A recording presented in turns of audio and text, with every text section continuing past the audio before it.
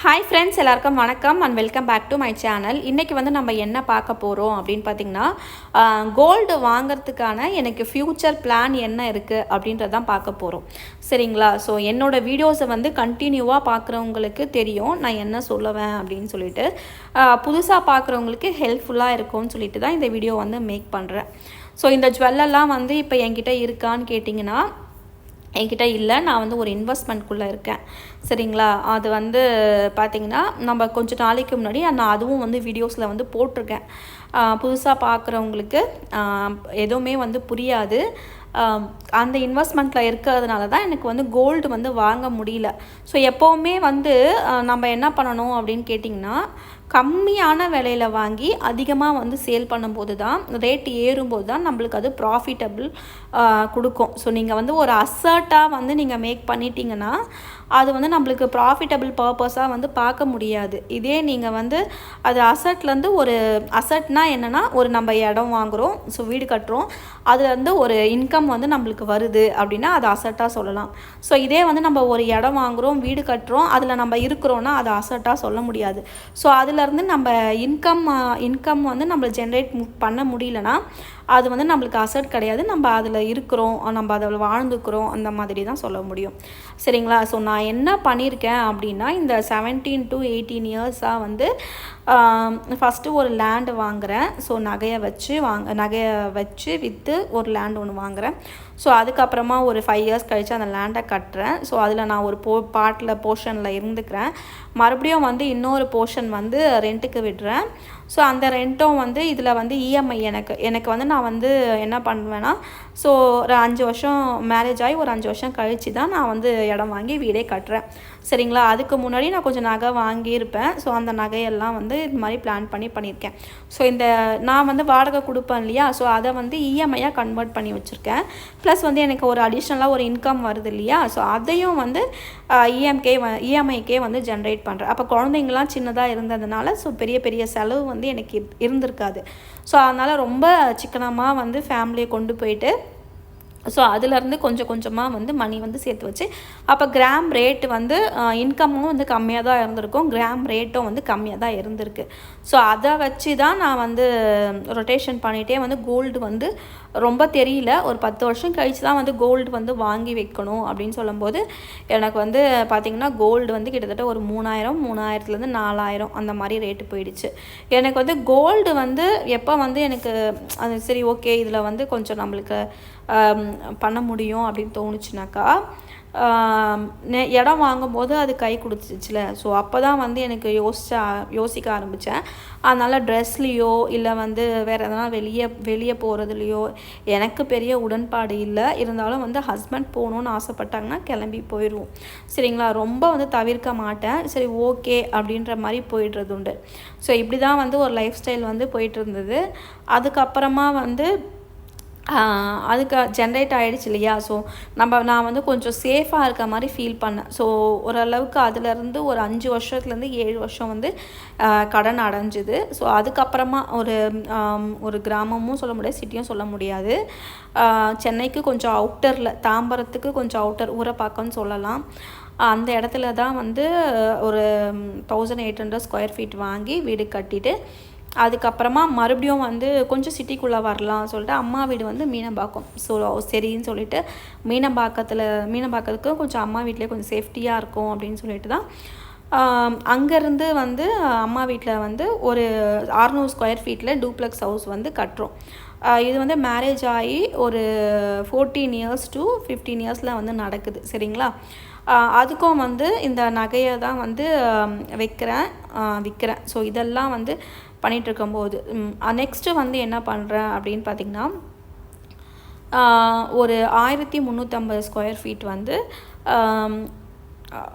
கொஞ்சம் ஒரு அமௌண்ட்டு கொடுத்து அங்கேயும் வந்து ஒரு இன்வெஸ்ட்மெண்ட் பர்பஸ்க்காக ஒரு லேண்டு மட்டும் வாங்குகிறேன். பட் கன்ஸ்ட்ரக்ஷன் வந்து பண்ணலை. ஸோ இப்போ அட் ப்ரெசண்ட்டில் என்ன போயிட்டுருக்கு அப்படின்னு கேட்டிங்கன்னா, அதை விட ஒரு ட்ரிபிள் த அமௌண்ட் வந்து ஒரு இன்வெஸ்ட்மெண்ட்குள்ளே வந்து வந்திருக்கேன். அதுக்காக தான் வேண்டி இந்த ஜுவல்ஸ் எல்லாம் வந்து அடகுக்கு டவுன் பேமெண்ட்டே இல்லை, சுத்தமாக டவுன் பேமெண்ட்டே இல்லை. அதனால் வந்து இந்த ஜுவல்ஸ் எல்லாம் வந்து அடகுக்கு கொடுக்குற மாதிரி இருந்தது. ஸோ அதனால தான் வந்து என்ன கோல்டு வந்து வாங்கலை. ஸோ ஃப்யூச்சர் பிளான் என்ன இருக்குது அப்படின்னு வந்து கேட்டிங்கன்னா, ஸோ மேபி நெக்ஸ்ட் மந்த்லேருந்து இல்லை ஒரு 1 or 2 monthஸில் வந்து நான் வந்து கோல்டு பர்ச்சேஸ் பண்ண ஆரம்பிச்சிருவேன். என்னோடய வீடியோஸை வந்து கண்டினியூவாக பார்க்குறவங்களுக்கு தெரியும், ஹஸ்பண்ட் வந்து அப்ராடில் இருக்காங்க அப்படின்னு சொல்லிட்டு.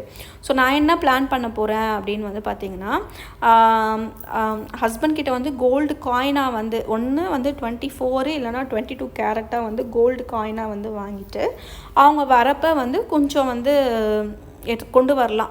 ஸோ ஒரு டைம் வரப்போவும் அவங்களுக்கு வந்து ஒரு 2 பவுண்ட்லேருந்து 3 பவுண்ட் வரைக்கும் கொண்டு வரலாம்.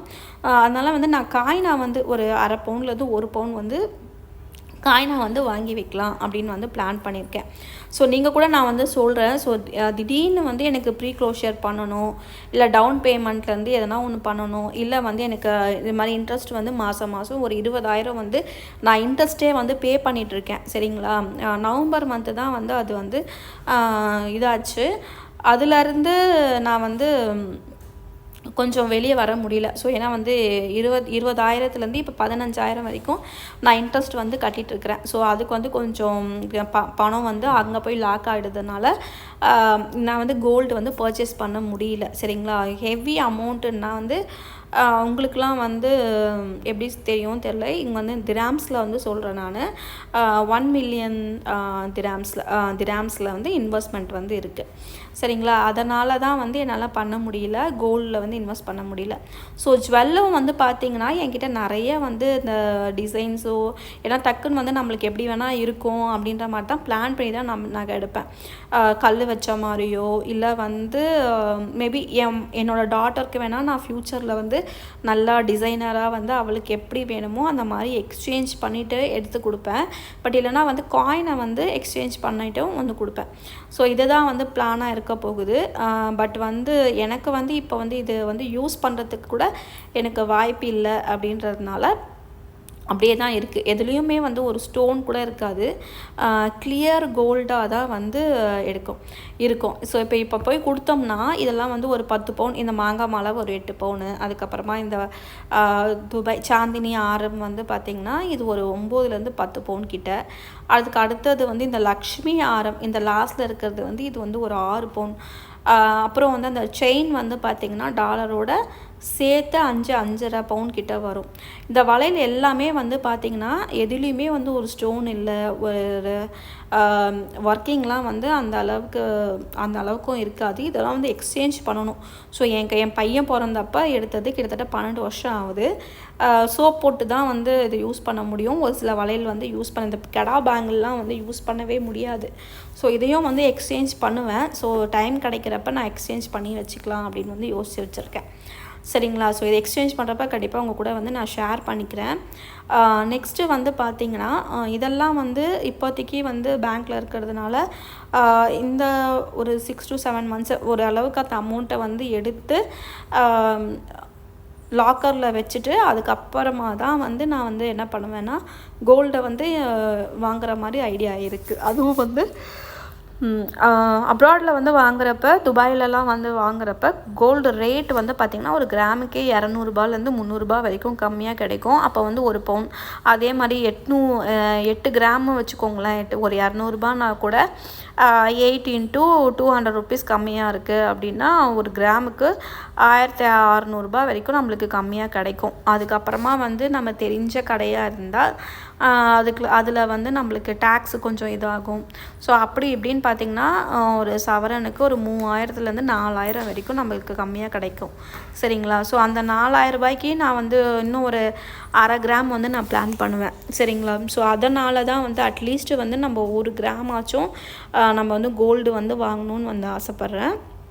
ஸோ ஃப்யூச்சரில் வந்து நான் துபாயிலேருந்து கோல்டு வாங்கிட்டு வந்தேன்னா உங்கள் கூட வந்து நான் ஷேர் பண்ணிக்கிறேன். சரிங்களா, இதுக்கப்புறமா வந்து துபாயிலேருந்து தான் வந்து கோல்டு வந்து நான் வாங்குவேன். சரிங்களா, இந்தியாவில் வந்து வாங்கிறதுக்கான வாய்ப்பே இல்லை. ஏன்னா இதுலேயும் வந்து சொல்லிட்டேன். அதுவும் வந்து ஜுவல்லாக வாங்கிறதுக்கான வாய்ப்பு சுத்தமாக கிடையாது. அந்த செய்கூலி சேதாரம் வந்து வச்சுருந்தேன்னா அதில் நான் வந்து ஒரு காயின் வந்து வாங்கிடுவேன். ஸோ இப்படி தான் வந்து நான் பிளான் பண்ணணும். இப்படி பிளான் பண்ணால் மட்டும்தான் வந்து கோல்டு வந்து என்கிட்ட வந்து அதிகம் பண்ண முடியும் இப்போ இருக்க காலகட்டத்தில். நீங்களும் வந்து இந்த டிப்ஸ் வந்து உங்களுக்கு யூஸ்ஃபுல்லாக இருந்துச்சுன்னா யூஸ் பண்ணி பாருங்கள். உங்களோட லைஃப் ஸ்டைலில் அட் ப்ரெசண்ட்டில் என்ன சினாரியோ என்ன இதில் இருக்கிறீங்கன்னு அதை பொறுத்து உங்களோட இன்வெஸ்ட்மெண்ட்டை நீங்கள் பிளான் பண்ணுறது ரொம்பவே வந்து நல்லது. ஃப்யூச்சரில் வந்து என்கிட்ட வந்து கோல்டு காயின் வந்து கண்டிப்பாக இருக்க போகுது. உங்கள் கூட நான் வந்து அதை வந்து ஷேர் பண்ண போகிறேன். சரிங்களா? இந்த வீடியோ வந்து உங்களுக்கு யூஸ்ஃபுல்லாக இருந்துச்சுன்னா நம்ம சேனலை மறக்காமல் வந்து சப்ஸ்கிரைப் பண்ணுங்கள். வீடியோஸை வந்து முடிஞ்ச வரைக்கும் வந்து ஸ்கிப் பண்ணாமல் பாருங்கள். அப்போ தான் வந்து உங்களுக்கு நான் என்ன சொல்ல வரேன்றதும் புரியும். எடுத்த உடனே ஸ்கிப் பண்ணி பார்த்தீங்கன்னா புரியாது. அடுத்த வீடியோவில் மீட்